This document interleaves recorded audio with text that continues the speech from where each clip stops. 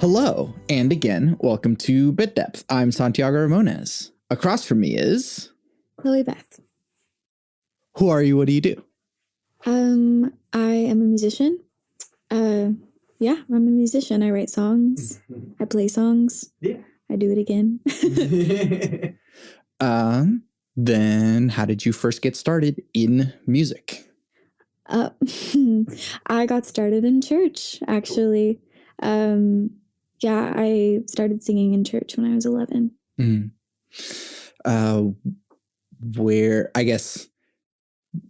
How do you get to doing it for your primary passion, aside from just starting and singing at church? How did it grab you? I think around the same time I started writing songs. Okay. And then my mom took me to a few open mics where I would play my songs that I'd written. And then I realized I had more to say than just in the church, and was like, I think I want to do it elsewhere too. Yeah. So, what were those first songs like, and do you still have them? I don't still have them, but I remember that they were either like super emo. I was a very sad kid, just writing about how I was sad. Or I was writing Christian songs. So songs, just about God and like experiences with that at 11 years old. Yeah. My subject matter has changed. Sure. Tell me about your early life. You just told me that you were from Enid, and what are like even open mics like, and what was it like growing up? Yeah. So the first open mic I ever went to was actually after church. It was on a Sunday afternoon at the Pressure Cooker Lounge in Enid. And a lot of bars in Enid are smoking still. Like, this was many years ago, but even today they're still smoking. They're just a really low-key kind of vibe. Very laid back. Everyone plays pool. Everyone's super excited about each other at the open mics in Enid. Like, music is not...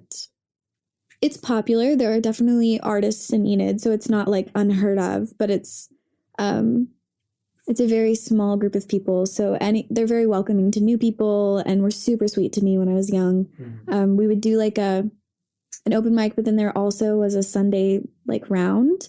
So we would sit in a circle of like 12 people, and each person would do a song, and it was very sweet and welcoming. Yeah. And then, just life outside of music. What was, growing up in Enid like? It was interesting. Enid's interesting because, so it's like a 50,000 or 60,000 people.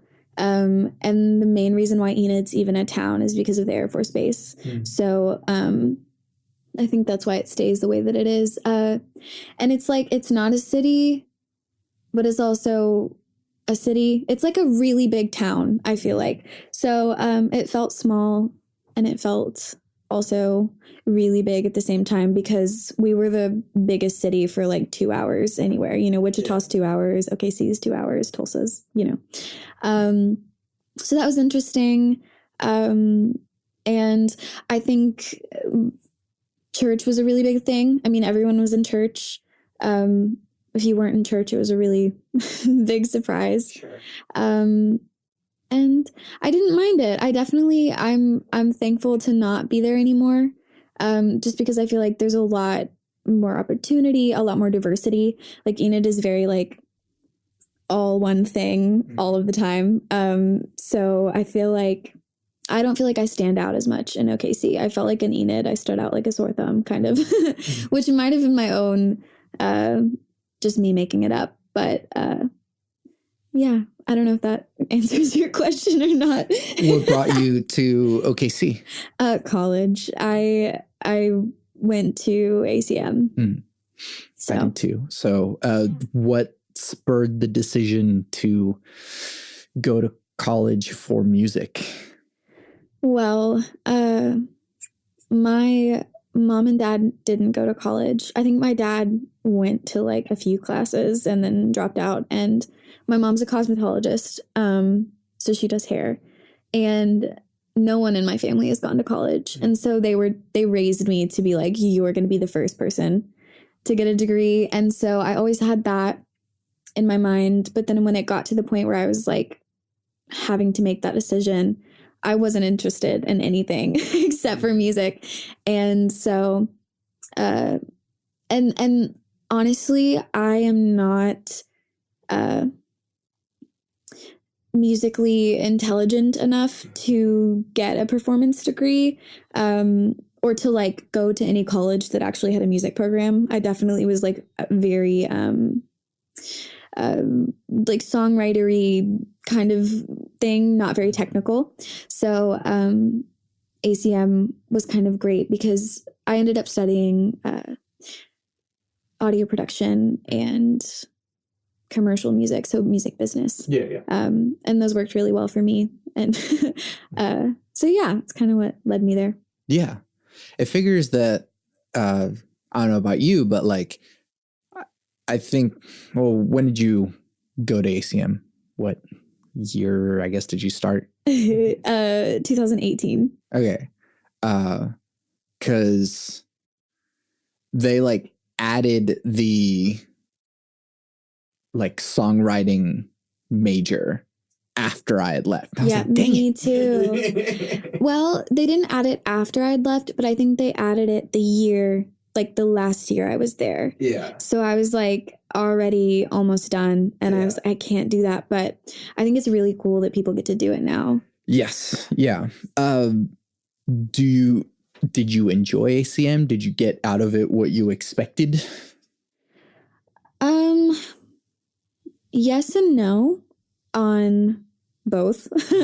I enjoyed it for some things. Like the people are amazing, very encouraging. Like all you have to do is just be willing to learn and like be willing to ask for help. And I feel like people are very kind, the professors, the other students, and it's such a great place to like, if you can do a lot of recording there, and like it's awesome.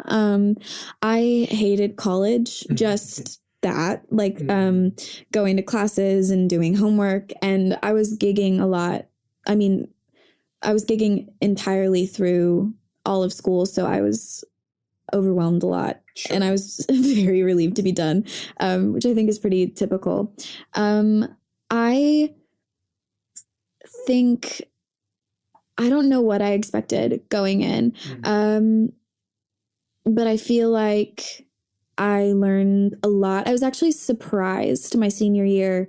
I started going to studios more, like professional studios more, my junior and senior year, and I actually knew what I was talking about. And I was surprised because I definitely, as far as like engineering goes, I was like mids in my class, like I wasn't the best, I wasn't the smartest, but I also wasn't, like struggling too much. Sure. But I definitely thought I knew nothing. And then I realized like they actually taught me a lot about engineering and the business side too. Like, I feel like, I mean, I know a lot about like copyright and publishing and like how not to get screwed over. I feel like most of it's just like how not to get screwed over. Yes.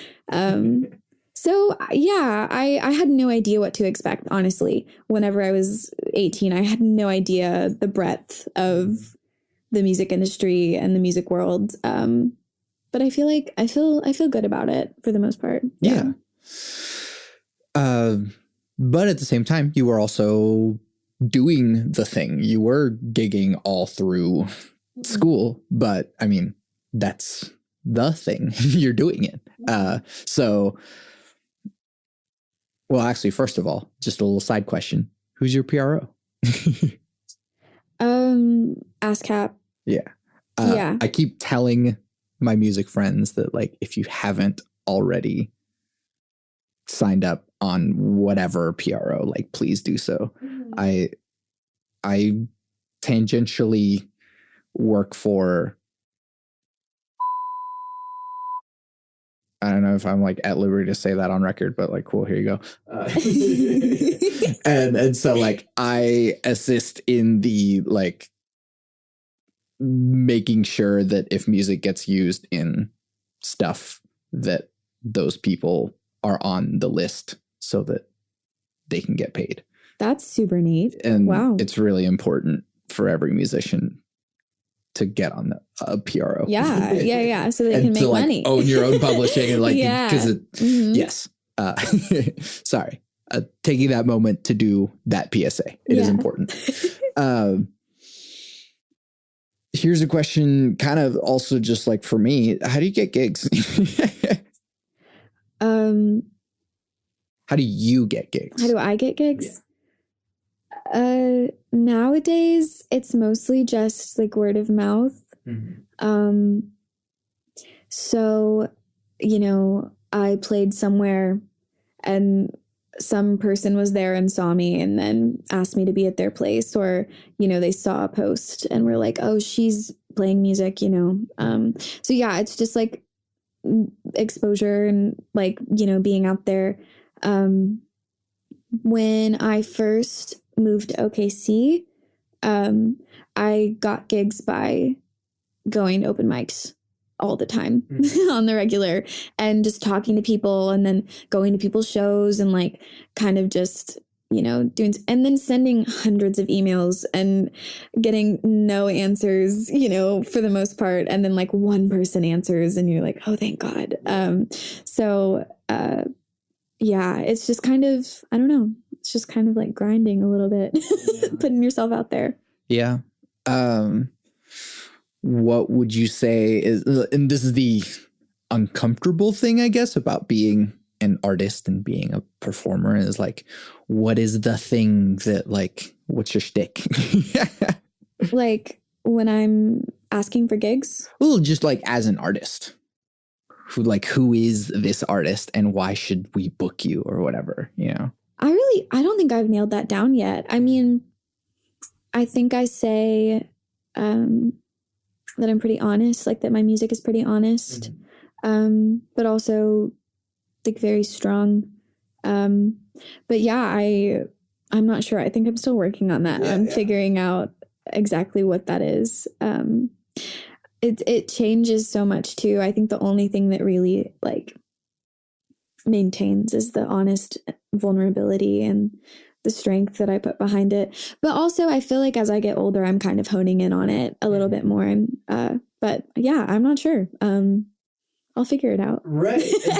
But that's like the scary thing too, is that as just a creative person, like not just a product to be sold, like we're just like people, and we have to like figure out how to like turn ourselves into products. And that's like really strange. It's almost, I when I was younger, I spent so much time trying to brand myself. And so I would like dress a certain way and like kind of try to mold my songs into one sound and do the whole thing. And then I don't know when I let go of that, probably sometime in college, but I finally was like, I don't care anymore, you know? And I feel like, exploring writing different kinds of songs and dressing how I wanted and just being myself. I feel like I've finally kind of been able, like, who I am is my brand, you know? Exactly. And also I really admire the people who have like a persona that they do. And like, I think that that's so beautiful. And I think I tried to lean into that a little bit and was like, I don't think that I'm capable.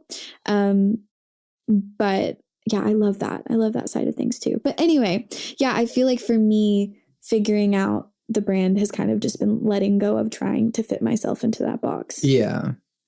Yeah. And that's a bit, and yeah, I don't want it to sound like by asking the question, it's like, you should have this thing, but it's more about the whole, we kind of are products and it's gross. Yeah. So then you kind of talked about how like trying to fit songs into a sound and then not. What was that sound? And then now what are you doing? When I was younger, I don't know, it was kind of more country.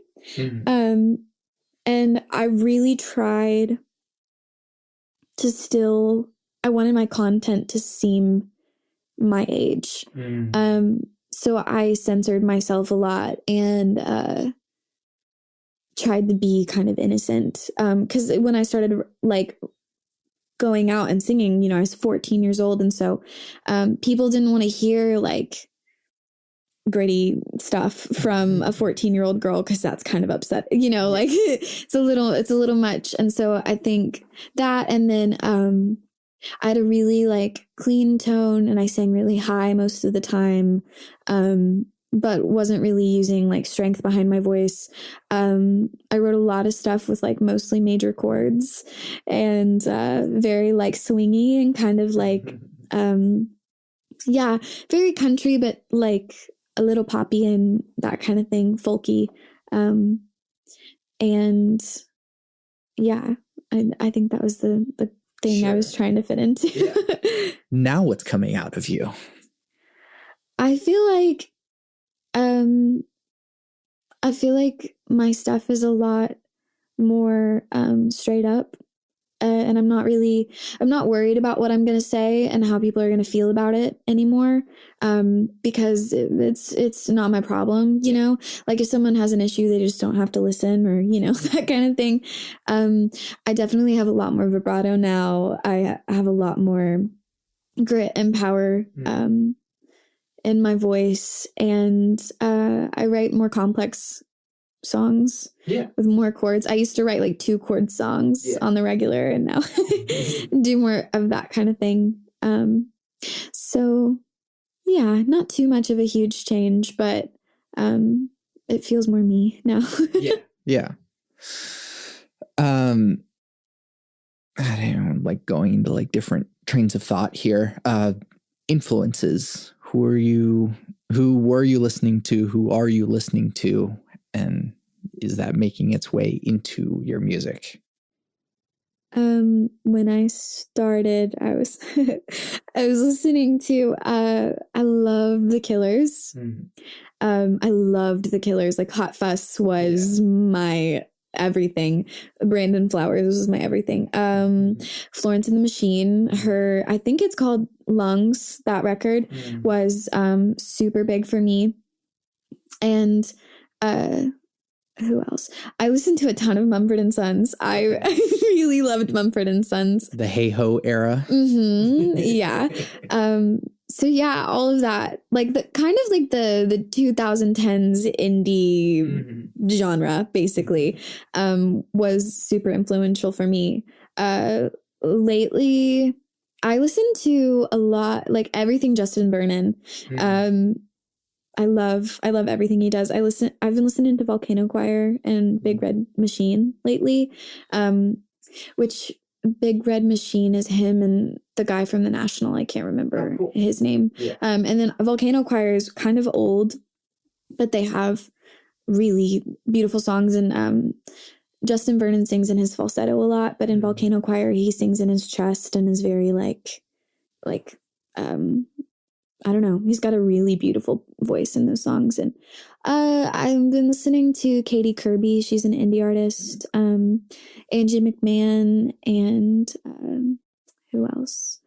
There's this band called Lamelda. I don't know if that's how you say it, but they have some really great songs. And yeah, so kind of more like indie stuff lately. So I guess I haven't really changed much, but well, I mean, what is of the time though, so yeah.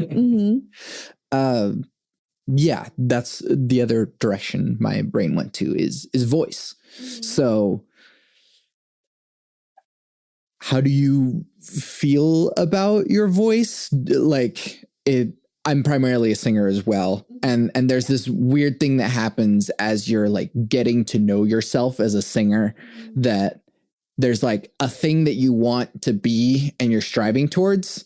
And then there's just like the thing that you are and like are settling towards. Yeah. What was that sort of exploration for you? I have always wished that I was a low singer. Like I've always wanted to be like a really full, deep alto singer. And I'm definitely not. I'm definitely full soprano, like all of the time. And I think, yeah, I just wish I sounded more I wish I sounded more like a man. And so I tried that for a little while, and just it was impossible, for me to sound any different than I do. So now I think lately what I've been learning is all of the different ways that you can use your voice. I think starting out, I sang a lot in my mix. So I sang a lot in my middle range and was very clean toned. And now I've learned when I sing in my chest, it sounds fuller and more resonant. But then when I sing in my mix, it has a different, more pure tone. But then I can bring the vibrato into it and have some emotion. And so yeah, I think I'm learning that it's okay to have all of the different facets and explore them and use them for different emotions or in different songs, or I don't have to be so much one thing anymore. Just to say this out loud, there's this perception that singers don't know anything, or vocalists are don't know anything. Yeah. But I know the language that you're speaking right now, but I know that there's tons of people that are I don't know what chest mix voice register all of that means. And it's there is a whole craft that we are thinking about all the time, and even though it seems like we're just screaming at you, that there's a lot going on here. Yeah, I feel like it's a science or something. I recently I took a few vocal lessons, and I kind of would watch YouTube videos and do the thing, but I feel like I've been learning a lot about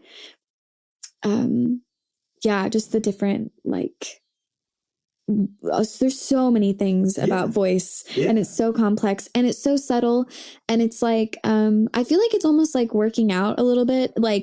When you're first starting, you're I don't have a body. What's my body? And then you start to learn when you're squatting, you need to engage your glutes and not have your knees over your toes or whatever, that kind of thing. And then with voice, it's the same thing. When you start, you're what? And then you start to feel all those nuances and notice when you're breathing correctly and all of those things. It's so interesting. Sorry, weird tangent. No, and I love that. And that's the thing about voice, is that while all music can be really technical, voice has a high degree of intuitiveness to it, that you have to sense what is happening. It's, on guitar, you can tell, the instrument tells you whenever you're doing something wrong, because the sound won't happen. But your voice is showing you something and your body is telling you something, but it's not the same way as with an instrument, because we are the instrument. Yeah.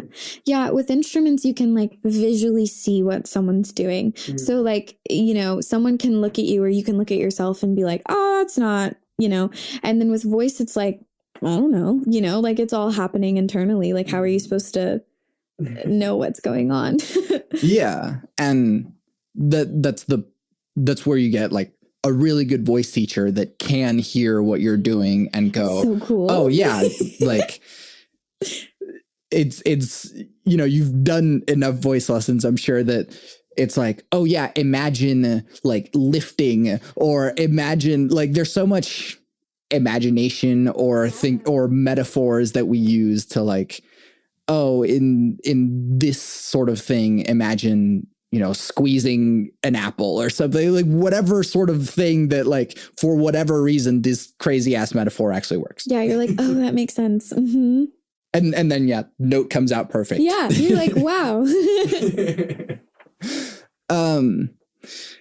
Tell me a deep nitty gritty thing in your songs or songwriting that you are particularly proud of, but people probably won't pick up on the first or second listen.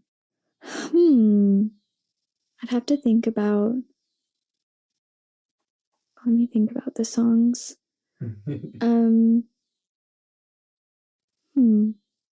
mean, I know as a songwriter that there are little things in my songs that I'm like, I hope someone catches this. I'm going to put this here, and maybe someone will eventually discover that little secret I put in there, or this wordplay, or this whatever. Yeah. Yeah. Okay. Yeah. Actually, I have this song called Poise, and it's about the government, but more specifically, like, trying to cope with all of the crazy stuff that's going on in the world. Like, I struggle with caring too much or not caring enough. Like, I get really apathetic or I'm like crying. And so, learning to still be active and still, listen to what's going on in the world, but also not like lose my mind about it. Yeah. Anyway, so there's a verse and it's like, I'll die if I breathe in, but I'll suffocate if I don't. I'm not entitled to oxygen, but a girl can only hope that you'd put your lips to my lips and breathe out just a little bit. I'm not asking for a whole script, just a pill or two for the fun of it. And I feel like a lot of people don't catch. A lot of people think that that's about like kissing, and it's not. It's about mouth to mouth, and then the script part people think is about like a script that's like, you write out a script, but the script, like a prescription. Yeah. And I've explained that to a few people because they thought it was like a totally different thing. But yeah. Yeah. And that's another part of songwriting that isn't, I mean, yeah, as artists, we're expected to sing, we're expected to play an instrument, and we're expected to write songs. And these are all things that are part of the things. Like, so we're also poets. Tell me about your poetry. I don't know if I consider myself a poet, just because I don't write other than when I'm writing songs. Yeah. So I guess like I'll have like little, I'll write lyrics sometimes first, but they're just very like short and very like song form. Like, I don't even know if I know how to write poetry anymore. Maybe when I was young, but I don't know. I think I don't know. My purpose for doing it is really to like understand myself and to understand my friends and family, and just kind of process through that. And yeah, not just processing through like my own stuff, but processing through like, my friends having a hard time. And so in order for me to try to understand it, I write a song about like what they're going through, or things that I've witnessed, like, it's just, I don't know, an examination of everything. Yeah, exactly. Do you show or like tell the people that you wrote songs about the songs? Yeah, it depends. If it's pretty mean, generally no. Yeah. But as I've gotten older, yeah, I do show people. When I was younger, I wrote a lot of songs about a lot of things, and I was like not telling anybody. Yeah. But yeah, now that I'm older, I definitely share things with people, especially because now I have so many musician friends. And so, they're at my shows and they're hearing my songs and stuff, and it feels a little like a lie if I'm singing a song I wrote about someone, yes, and they're hearing it and not aware that it's about them. I feel like that's too much for me to handle. Oh yeah. And then the other thing is just like performance. And I don't know how involved you were in performance, like at ACM, but like, it was so strange to me to like see performance students that were like, one, not wanting to perform, which is like, this is why you're here, but two, like so unwilling to let go that the performances suffered because of it. Yeah. What was your major? I did production as well, okay, but I just took all of the like additional songwriting and composition and stuff. Okay, So gotcha. Okay. I think I get that. I get what you're saying, and I definitely agree. But then at the same time, I remember when I first started feeling that way, like my legs would shake, like uncontrollably, where it was kind of embarrassing on stage. You know, it was very obvious and things like that, because I was so worried about people's opinion of me that I really couldn't get past it for quite a while, like a couple of years. I really was just like, it was so much about me on stage when I first started and so little about anything else. And so I feel like, I don't know what anyone else is experiencing, but when I was younger, I was so consumed with like that, with like me. And I think now that I'm older, I feel like it's still about me. Like, I'm not going to lie. Like, I'm not up there only for other people, but I'm less worried about, I guess, what other people think. Like, I'm less worried that someone's going to look at me and have an opinion that's suddenly going to like change my life and make everything horrible. Sure. And I feel like when I get so consumed with the thought of like other people, the song suffers and the performance suffers, and that experience that we're all supposed to share suffers because of that. But yeah, no, I think I get the performance thing, especially since I feel like a lot of people who go to ACM haven't been performing on a regular basis until they get there. And not everyone by any means, but there are a lot of people. And it's terrifying in the beginning, you know? But I mean, the best way to learn is by doing and like making mistakes. Absolutely. So what's something, it's just entirely unrelated, but like trying to finish up the questions on this half of the list. What's something people don't normally know about you? I'm not sure. I wonder, people might know this. This might not be like super cool to say, but I am certified in teaching yoga. Cool. I don't teach yoga, but I am certified. And I'm really, I like yoga a lot. So yeah. Like, do you do yoga every day? Do you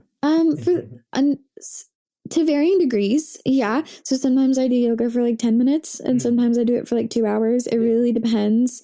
And it really depends on like what part of like how my life is, you know? Sure. So lately it's been like I'll do yoga maybe 5 days a week, with like some stretching on the days that I don't. And then sometimes I do yoga like an insane amount whenever I'm less busy. So yeah. Let's do yoga with Chloe-Beth. And then what advice do you have for people that are wanting to do what you do? Honestly, I think don't wait until you're perfect. I feel like that's really hard with creativity. Like, you're never going to be perfect, but I feel like that's kind of the point, you know?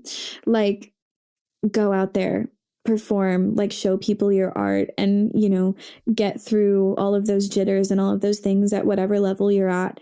And, you know, keep practicing. Don't stop where you're at. But I feel like, yeah, don't wait until you feel like you have it all together, because you're never going to have it all together. Yeah. And make your mistakes early on and make them big so that you can just learn to make mistakes and be okay with it, because that is super hard. Switching gears and actually just like for the sake of, it's like getting dark. Should I like turn the light on or should I just keep the vibe like this? I'm fine with this. I'm also good with lights, whatever. Yeah. Well, we're also going to get a bit deep here. So cool. Perfect. What is the role of spirituality or religion in your life?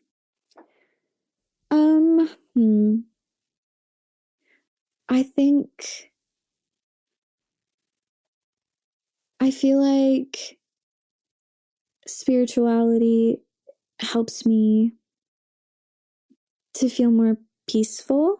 Like, I don't know. I meditate, and that's kind of my thing, like kind of the yoga thing. So like breathing exercises and meditation and things like that are what I consider my spirituality. And so, yeah, I think it just helps me to feel more peaceful and kind of be less self-absorbed. Because I think I get really caught up in like my ego and like what people are thinking about me, or like things that I did wrong or things like that. And I feel like spirituality helps me to let go of that. Yeah. Sometimes more often than not. How did you get to that point? How did you learn to meditate? I think it was honestly when I started practicing yoga. So at the end of a yoga practice, there's something called shavasana. And so you just lay there for like anywhere from 5 to 15 minutes after you've just like worked out a bunch and done the whole thing. And I remember the first several months of me practicing yoga like every day in a studio. I hated it. Like it was always my least favorite part. And then I started researching it because I feel like a lot of people, or at least me, I thought that meditation, you were just supposed to learn how to like turn your thoughts off. And that's so challenging. Not impossible, but really far out of reach for me personally. And then I finally learned to kind of let go of all of those restrictions that I was kind of putting on myself within meditation, which is kind of exactly not the point. But yeah, so I think it was just yoga and the shavasana, and then I took it to other places. But yeah. May I ask about church and that part of your life? Sure. So where do I start? My mom was a worship leader and a youth leader in church when I was really little. So like, I was born in Coral Springs, Florida, and my dad was like the sound man and also the youth leader. And so we were in church like 5 days a week at a Pentecostal church, which is like speaking in tongues and like fire and like dancing and painting and like very ecstatic and beautiful in a lot of ways. Not my vibe anymore, but like I have some really wonderful memories of like I so much freedom that they allow, that I think a lot of constriction too, stuff that I definitely don't agree with. But I think as far as like the music, was like we had a band and then like people were dancing like crazy and like kind of losing it a little bit. And I thought that was really beautiful. Anyway, so we moved to Oklahoma and my parents stopped going to church. And I didn't go to church until I was probably 11, but I started going on my own to youth group. And I know I must have been 10. This is so young. But I started going on my own with my friends and started leading worship at 11. And then was really devoted and really into it. Like I kind of started doing on my own the whole like multiple days a week. I was part of a leadership group, and then I started leading worship on Sunday mornings and Sunday afternoons and Wednesday night, the whole thing. And like, I think I read the Bible through like 2 or 3 times and, prayed every day and did the whole thing. And then, around 16 or so, I I kind of realized that religion for me was actually making me hate a lot of the things about myself that were just natural and normal, you know, because there's so much, so many rules and like regulations, at least in the church that I was in, where it was like at one point I remember I got in trouble for wearing a 2-piece bathing suit, you know, and they were like, you have to wear 1 piece. Or I got in trouble for going to see a rated R movie and was banned from church for 2 weeks when my mom told me I could go, you know, like that kind of stuff that was like very restrictive. And so I started to realize that, you know, I actually liked myself better when I wasn't holding myself accountable to all of these things that I didn't naturally agree with. And I was a nicer person when I wasn't hating myself because I felt like I wasn't good enough to exist. I think what really did it for me was, first of all, like gay people. I'm gay, I'm bisexual, and but then I didn't even know that at the time. I had a lot of gay friends, and I was like, I don't want to do the thing where I'm like, I love you, but I don't agree with what you do, because I didn't feel that way. Like even then, I was like, I love you and do your thing, dude. You know, like it doesn't matter. And then also, I think that I just didn't agree with the concept of that. We were born like not good enough, you know, that we were born as sinners and we were constantly seeking validation from something else. And I don't think that, you know, we're perfect or anything like that, but I don't think that the basis of like hating yourself is really a vibe. That was such a young way to say that, but I was like, I don't like this. Like, and I was constantly just like begging for affirmation from people outside of myself and, you know, a God outside of myself. And so I started to let it go. I continued to lead worship until I think I was like 19. I started leading worship at like a Baptist church and a Methodist church, and I was doing the whole thing. But then I think I finally stopped when I was like 19 and read this book called The Four Agreements, which is like, do you know? I know about it, but explain. I can't remember what like where it originates from. I think it's like a Native American practice or religion or something like that. It's been years since I've read it, but it just kind of explained I don't know. It explained concepts to me that I had never heard of because I was so like Christian for, you know, 18 years of my life. And I think what stuck out to me about that book was the part that we're not horrible, like just as we are, you know. And I'm a firm believer in improvement. Like I don't think that I should just sit around and like continue to be how I am all of the time. Like I want to be better and healthier. But I think that was the main thing that stuck out to me, is like just that we're okay, you know, like everything's all right.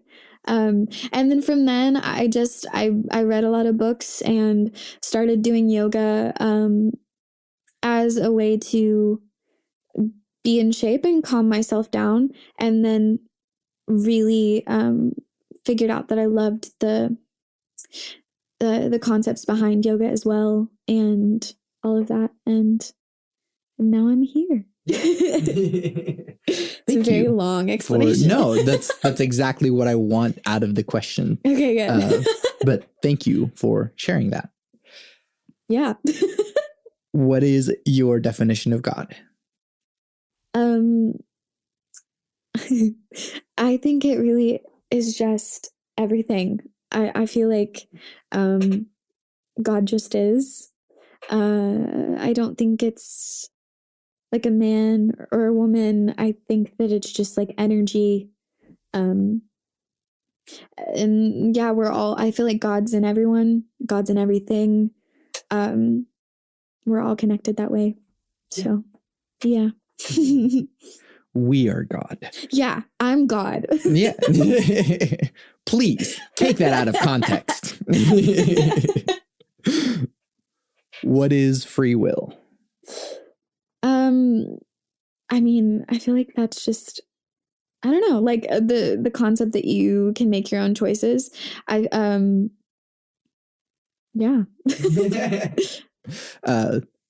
That can always either turn into a really complicated question or not. And I always like seeing where that goes. Yeah. Yeah, that's fair. What do you think happens when we die?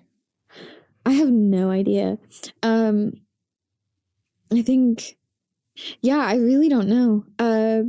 Part of me, I think that the one that I'm leaning towards the most is just that we are just done.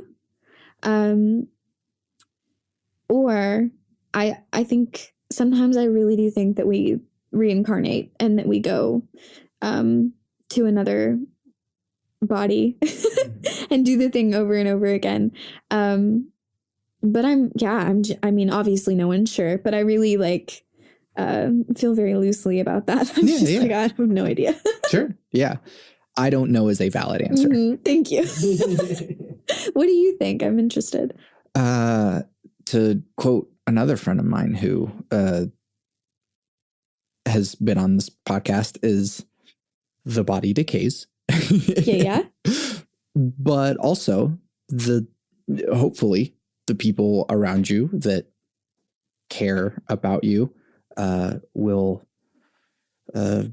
celebrate your presence in their life and the things that you had done with them, and then, you know, mourn the absence of you, but hopefully more so celebrate your existence. Yeah. And you continue to exist in all of the ways in which you actually still do exist. Okay. We're perpetuating our existence right now. This is being recorded. This is going to go on the internet. Mm-hmm. And we will exist. We will be alive for as long as the internet exists. Yeah, that's fair. That's neat. Yeah. So almost like living on in memory, kind of. Yeah. Yeah. Mm-hmm. And then like the whole second death happens whenever all traces of you are then gone. Yeah. But who knows when that will be? Yeah. And who cares? Yeah, at that point, it's just, yeah interesting. How do you determine what good behavior is? I think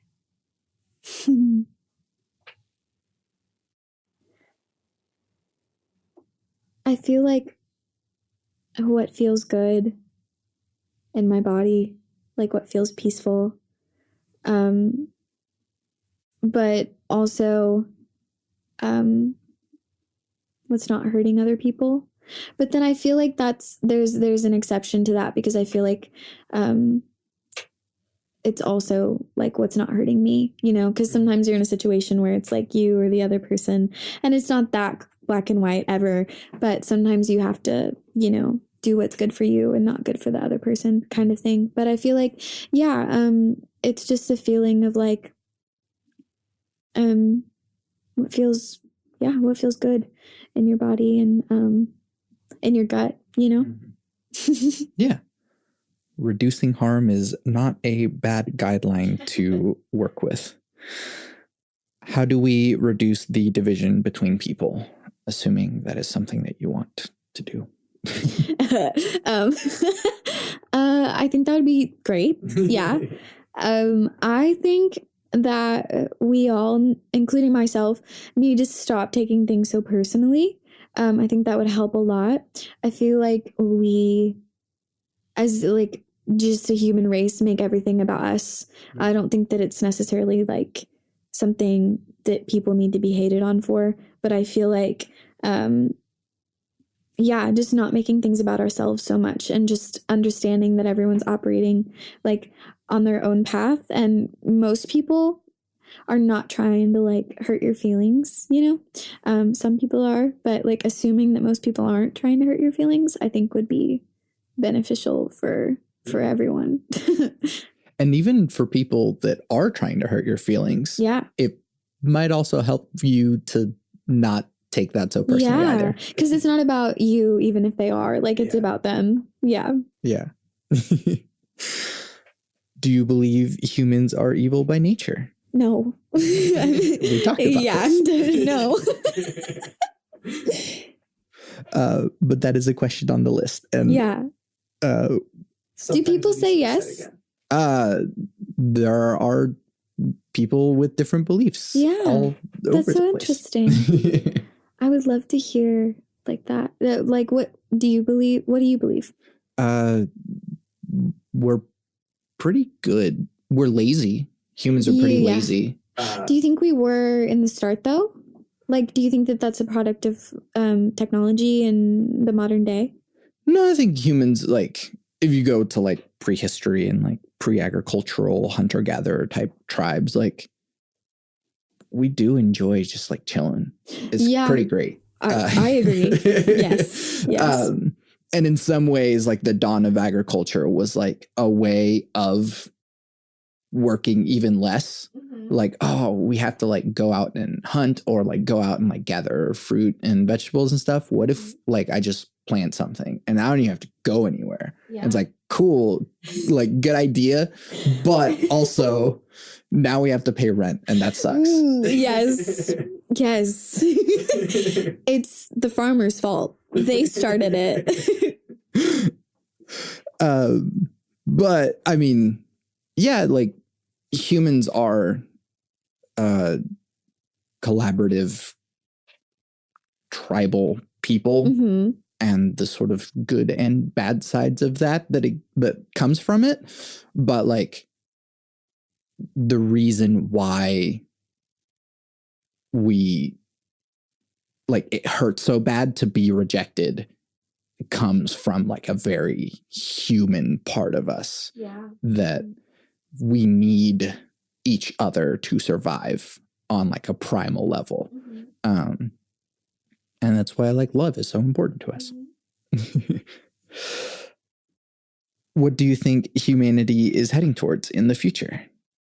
Oh man. I don't know. I really have no idea. I think it could go both ways. I feel like right now, it's not looking good. But I also do think that people just change very quickly. So I haven't lost faith that we're not going to have a moment as an entire world where we just are like, all right, that's enough. And we're going to like move forward. I mean, like environmentally, and then like within the United States, like politically, I mean, within the world, like the way that everything is going. I don't feel like we're doing well. But I don't think that means that this is how it's going to be forever. I'm not saying that it could be bad, but I'm hopeful that people will be able to change course. Speaking of changing course, what are you optimistic about for our future? I'm really optimistic because I feel like we have a major focus on mental health lately. Like I feel like Gen Z specifically is really focused on mental health and communication and those kinds of things. And so I feel like hopefully the generations that are coming after us will be more considerate and kinder to each other and healthier, and just like more knowledgeable about how we interact and how we treat people. So I feel like that's really cool. What makes you content?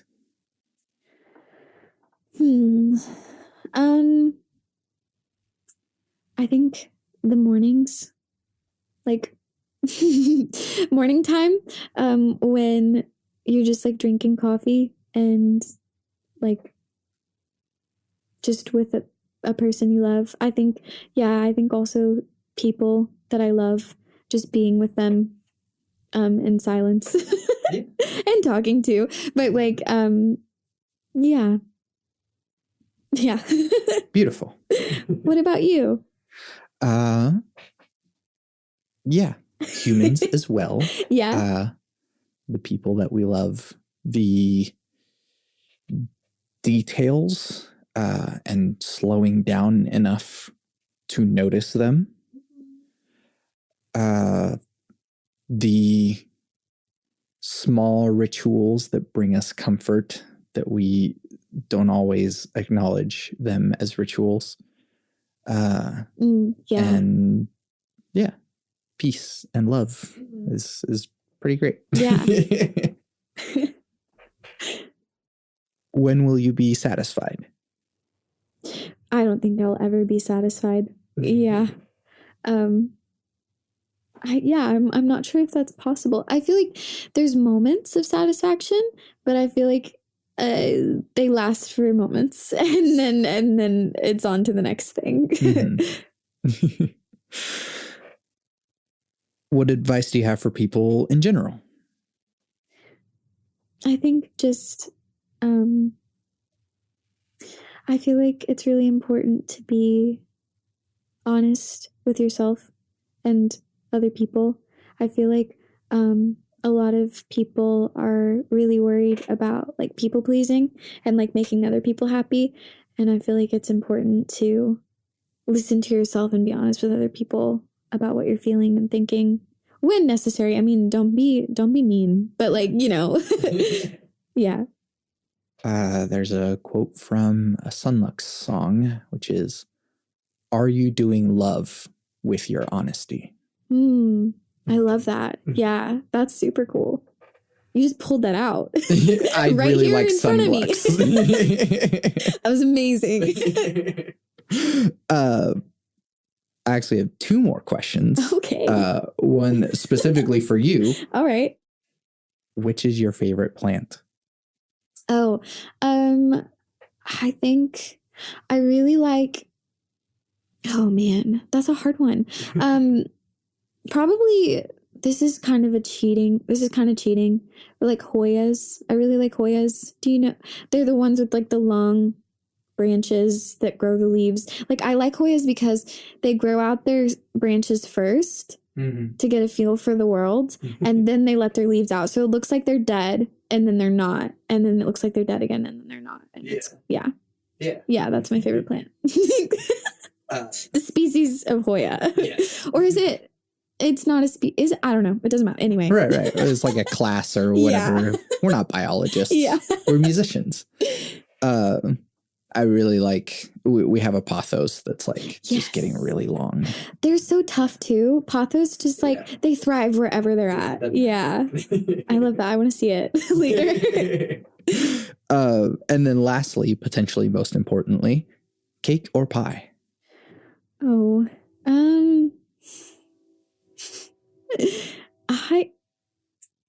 I have celiac, so I can't have either. But I think cake. In my past. Yes, cake. Definitely. Yeah. There's some good gluten-free cakes. Yeah, it just keeps getting better, honestly. Like every year they're improving. That gluten-free science is making headway. My wife is also gluten-free. Oh, and so really? like I also have a lot of terrible wheat replacement things that is Oh yeah, yes.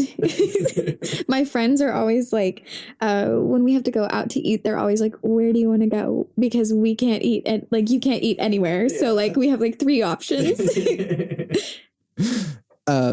Yeah. Chloe-Beth, thank you so much for doing this with me. Yeah. Oh my gosh, thank you for having me. Where can people find you and your things?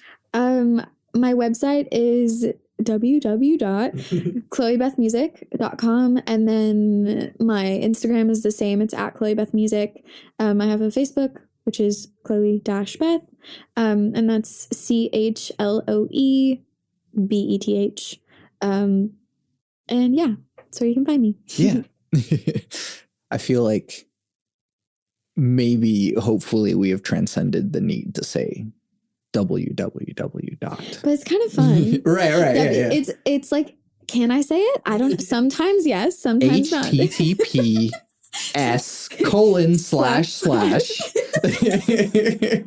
Yes, exactly. Whenever I'm like, so I don't have like an email signature, but I manually type my email signature every time.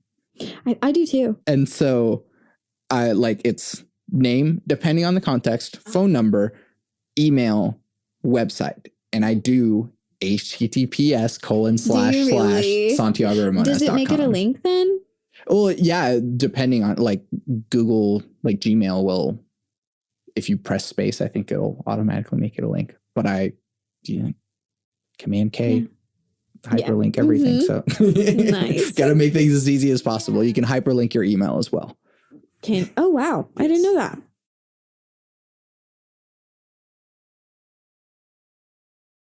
Awesome. Yeah.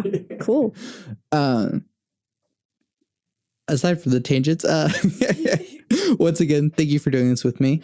Yeah. Thank you for having me. I'm Santiago Ramones. I'm Chloe-Beth. What song will go at the end of this podcast? Probably do my song Be All Right.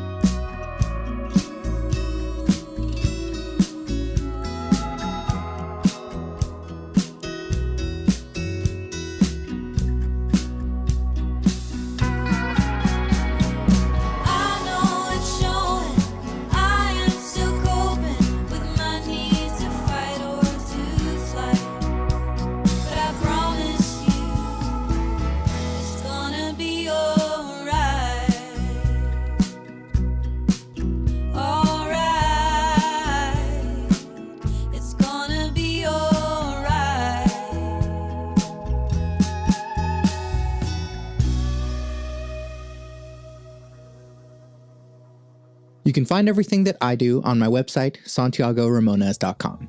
I make music and produce audio. The music you're hearing now is music I made. You can listen to official releases by Santiago Ramones on Spotify, Apple Music, and the other streaming places. Or you can support me directly by buying my music on Bandcamp.